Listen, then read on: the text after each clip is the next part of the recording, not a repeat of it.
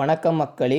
தமிழக மக்கள் அனைவருக்கும் வணக்கம். மாலை 6 மணிக்கு ரேஷன் கார்டுக்கு வெளியான 2 ஹாப்பி நியூஸ் மக்களே. உடனே பாருங்க. இப்போ தான் நம்மளுடைய சேனலுக்கு ஃபர்ஸ்ட் டைம் வந்தீங்கன்னா மறக்காமல் சப்ஸ்கிரைப் பண்ணிடுங்க மக்களே. அது மட்டும் இல்லாமல் பக்கத்தில் வரக்கூடிய பெல்லையும் ஆலில் செட் பண்ணிடுங்க. போடக்கூடிய அனைத்து தகவலும் நோட்டிஃபிகேஷனாக வந்துக்கிட்டே இருக்கும். இந்த வீடியோக்கு ஒரே ஒரு லைக் பட்டனை தட்டி விட்டுட்டு காணொலியை கடைசி வரைக்கும் முழுமைக்கும் பாருங்க மக்களே. சரி வாங்க வீடியோவிற்குள் சென்று விடலாம். ரேஷன் அட்டைதாரர்களுக்கு ஹாப்பி நியூஸ் வெளியாகி இருக்கிறது. அதாவது சமீபத்தில் கலைஞர் மகளிர் திட்டம் அறிமுகம் படுத்தப்பட்டது. இந்த ஒரு திட்டத்தின் காரணமாக புதிதாக கொடுக்கக்கூடிய ரேஷன் கார்டுகள் நிறுத்தி வைக்கப்பட்டது மக்களே. இன்னும் உங்களுக்கு புதிய ரேஷன் கார்டு வரலையா? தமிழக அரசு சொன்ன குட் நியூஸ்.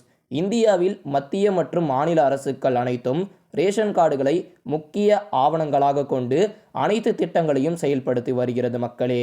இந்த ஒரு நிலையில்தான் தமிழக அரசு புதிய ரேஷன் அட்டைக்கு விண்ணப்பித்த 45,509 நபருக்கான ரேஷன் அட்டைகளை வழங்க உள்ளது.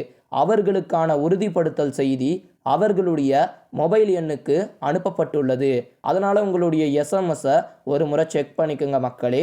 இந்த ஒரு நிலையில்தான் மொபைல் குறுஞ்செய்தியை ரேஷன் கடைகளில் காட்டி அவர்களுடைய குடும்பங்களுக்கான ஒதுக்கப்பட்டுள்ள அரிசி, பருப்பு உள்ளிட்ட அனைத்து அத்தியாவசிய பொருட்களையும் ரேஷன் கடையில் பெற்றுக்கொள்ளலாம் என அரசு அறிவிச்சிருக்கிறாங்க.